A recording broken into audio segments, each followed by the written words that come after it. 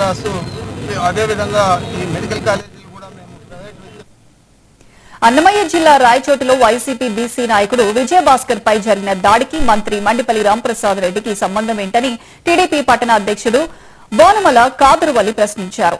మంత్రి అభివృద్ధిని ప్రజా ఆదరణను చూసి ఓర్వలేకనే మాజీ ఎమ్మెల్యే గడికోట శ్రీకాంత్ రెడ్డి అసత్య ఆరోపణలు చేస్తున్నారని మండిపడ్డారు. విజయభాస్కర్ అనే ఒక టీచర్ను చీటర్ను అడ్డం పెట్టుకుని రాజకీయ లబ్ధి పొందాలని చూస్తున్నారని ఆరోపించారు. మంత్రి రాంప్రసాద్ రెడ్డి టీడీపీపై అసత్య ఆరోపణలు చేస్తే సహించేది లేదని హెచ్చరించారు. వాళ్ళతో ఒక వ్యభిచార గృహాన్ని కూడా నడుపుతున్నాడు.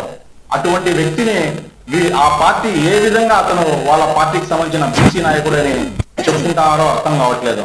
అంతేకాకుండా మార్కెట్ యార్డ్ చైర్మన్ కోసము అతని అనుచరుణ్ణే పెట్రోల్ కిరోసిన్ పోసుకొని కాల్చుకోమని చెప్పి ప్రేరేపించిన వ్యక్తి, తీవ్రవాద భావాజాలు కలిగిన వ్యక్తి.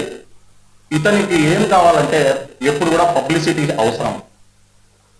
ఈ రోజుపై అతన్ని కొట్టారు అంటున్నారు.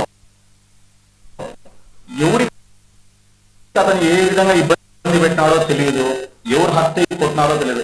కనీసం అతను కొట్టినట్టుగా ఒక ఎవిడెన్స్ కూడా లేదు. 4 గోడల మధ్య